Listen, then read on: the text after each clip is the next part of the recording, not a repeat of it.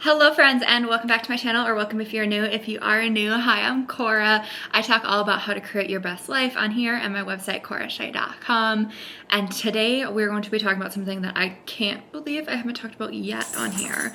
The jingling is my puppy, though I have shared on my website before. But we're gonna be talking about how to make time for your hobbies. I talk all the time about the importance of having hobbies as an adult. I share a lot of tips and ideas related to my favorite hobbies: plants, gardening, crafts, reading. I have a lot of hobbies. Again, that's important though. But I haven't really talked about how you can actually make time for your hobbies, because that's like the hardest thing to do as an adult. We have things that we obviously have to attend to every single day or every week, and those take priority, and they usually have to take priority. I spend a lot of time scrolling and doing unnecessary things where we could instead be spending that time prioritizing hobbies. And so we're gonna talk all about that. I have a whole bunch of tips, so let's just get right into it. Tip number one, you gotta learn to plan out your days. I also talk on here and on my website a lot about the importance of planning and organization to ensure productivity, not because that's the end all be all, but because when you have your days planned and you're productive and you're organized, that's allowing you time to focus on the things that you want and the things that you love and the people that you love, and to have free time. So start scheduling your hobbies like an appointment in your days. If you use a Google Calendar, if you use a physical planner, whatever it may be, and if you don't have a planning system in place, consider getting one, and block off hobby time literally on your calendar like you would an appointment. I also recommend on this starting small when you're planning those chunks of time. 15 to 20 minutes a week is enough time to start to build those routines in and help your brain and lifestyle start to adjust to prioritizing hobbies. You can also plan in to use little micro gaps throughout your day for smaller hobbies like reading a chapter in your book, journaling, especially if these hobbies are portable, where you can just bring them with, and if you have time in between appointments or meetings or whatever it may be, classes, you can go ahead and do a little bit, 5-10 minute chunks of your hobby. All right, tip number two is work on prioritizing. If you want to make time in your day for hobbies, you have to prioritize the tasks that need to get done. So something I highly recommend that you do is every single day make a to-do list of what you absolutely have to get done and number those 1 through whatever on the order of priority for them. When you have that list in front of you, it just clears it out of your brain so you don't have to remember it and uses clutter and mental energy to keep track of things in your brain. When you have it on paper, you don't have to worry about that. So you put it down on paper, you number your list, you see your priorities of what you have to get done. You can add in your hobbies and interests on that list after the, essential things that you have to get done. Of course, that's what those essential things are is going to depend on you and your lifestyle.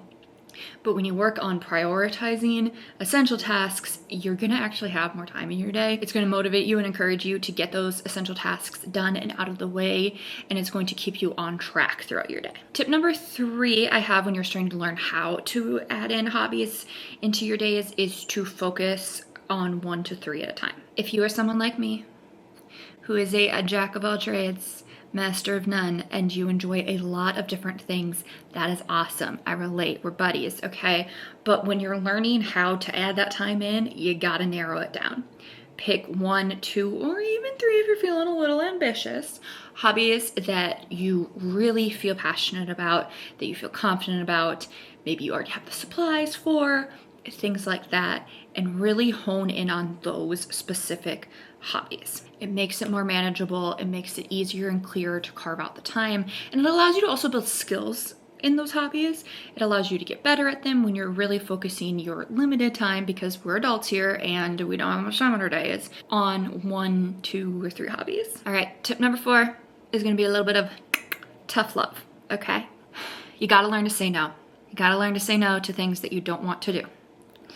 This isn't me saying don't be a village. This isn't me saying to ignore your friends and loved ones. Remember that if you want a village, you have to be a villager. But it does mean saying no to, say, a party that you really don't really want to go to. It's not like it's a birthday party or something sentimental in any way. Also, career-wise, saying no to additional responsibilities that are not what you're being paid for, saying no to unnecessary outings with coworkers that you don't really want to go to, especially if it's not going to benefit your career. Learning to say no is challenging, especially if you're a people pleaser. Call myself out here. You don't want to say no to people because you don't want to hurt anyone's feelings, and that's understandable. But if you're saying yes to everything, then you're not saying yes to yourself. And at the end of the day, you cannot pour from an empty cup.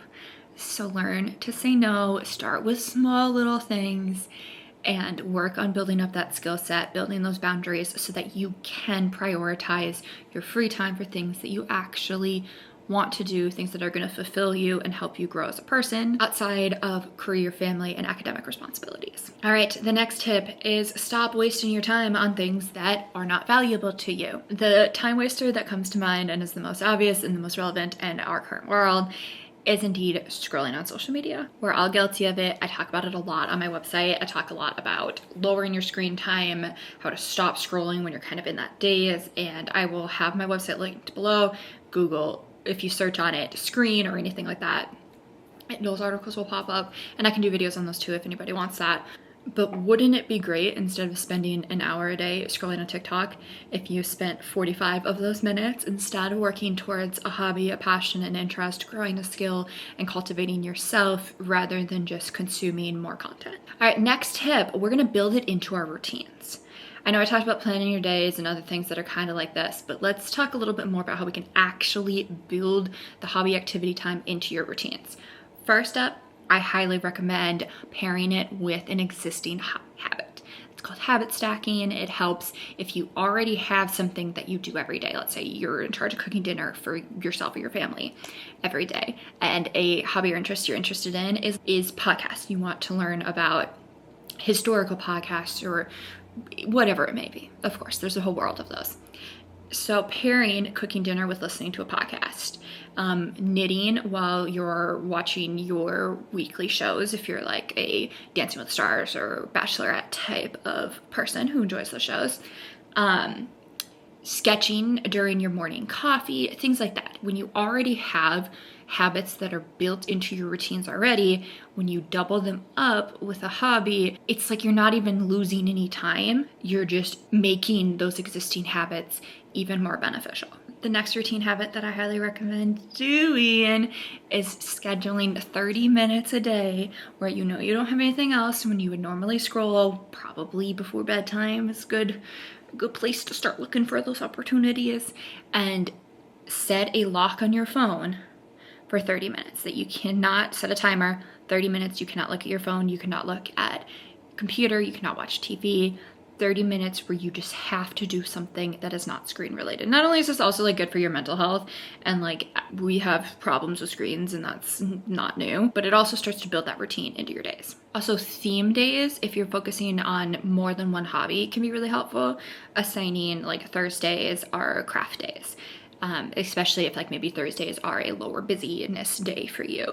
Saturdays are for gardening, whatever it may be. When you assign those little themes to the days, not only is it fun, it also allows you to tell others in your life, like, that is my day for that hobby. Start introducing that to other people. You will not only build a support system, but also it will hopefully discourage people from putting you in a position where you have to give up on those.